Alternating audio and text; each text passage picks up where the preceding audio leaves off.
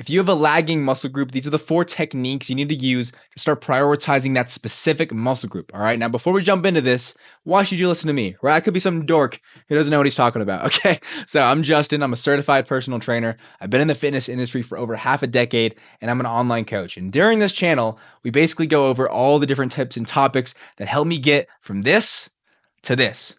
So without further ado, let's jump into it. All right. For our first point, volume and frequency. Okay, we need to increase the volume and the frequency to the highest possible level without overtraining.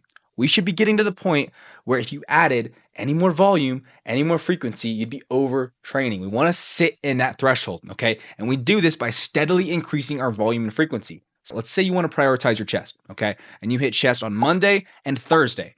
You're doing 5 sets Monday, 5 sets Thursday. That's 10 sets total.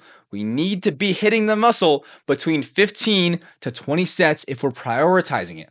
So we need to increase the volume, right? So instead of hitting it 5 sets on Monday, 5 sets on Tuesday, up the volume a little bit, right? We got to hit it hard. We're prioritizing it. So we'll hit the muscle, the chest, right? 8 sets on Monday and 8 sets on Thursday. That's 16 total sets, which will land us between 15 to 20 sets. After this video, increase your volume. Now, if you're already doing 15 sets, increase it again. Okay, we need to increase the volume. Number 2, increase the frequency. So if you're hitting the muscle Monday and Thursday, you're hitting it 2 times a week, we need to increase the frequency to 3 times a week. So your benchmarks you want to be hitting if you're prioritizing a muscle is hitting the muscle with 15 to 20 sets and hitting it between 2 to 3 times a week. Now, believe it or not, we can hit it up to 4 times a week. But if we're going to do that, we need to balance intensity, which means different RPE guidance, yada, yada, yada. It's much, much more complicated if we're going that high of frequency. The second point, the second variable we need to adjust is our rest. Okay, we need to be optimizing our rest so we can hit the muscle at its strongest.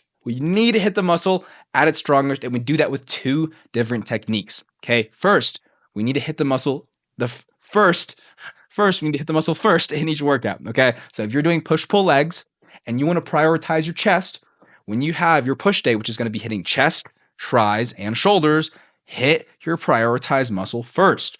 In every workout, you're hitting your prioritized muscle, hit it first before anything else when it's at its strongest, okay? The second thing we need to do is hit the muscles hardest after your longest period of rest. So if you work out, let's say you work out 5 times a week, you work out Monday through Friday, then you have Saturday and Sunday off.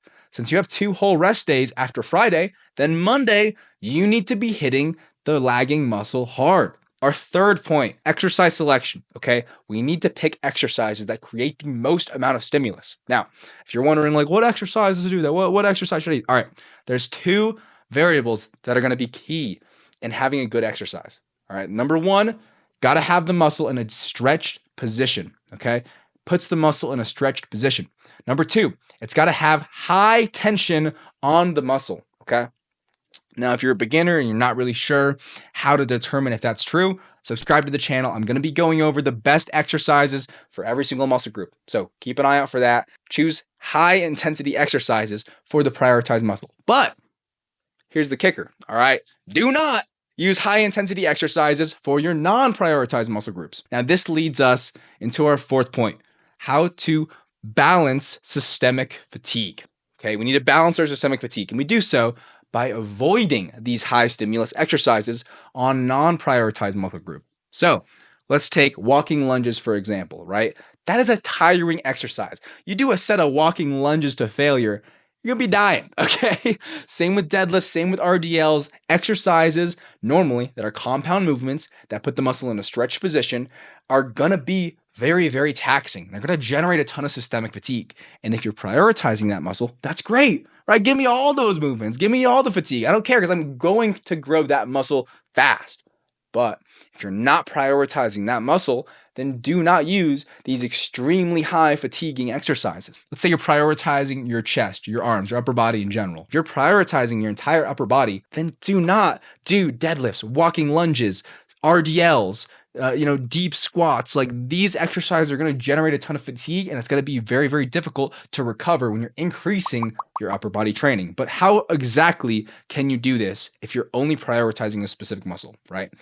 We do this by decreasing the volume, the frequency, and intensity of another comparable muscle group. What do I mean by comparable? Okay, some people, when you tell them, if you want to increase the training on your chest or whatever prioritized muscle group, you need to decrease the training on another muscle group. You're like, oh, I'll just train my calves less. I won't hit abs today. No. Okay, you gotta choose a muscle that's comparable. So if you're trying to prioritize your chest, then maybe take the training off on your glutes. Choose a muscle of relatively the same size. Okay, a good rule of thumb: the more muscles you take the training down on, the more room you have for increased training on prioritized muscles.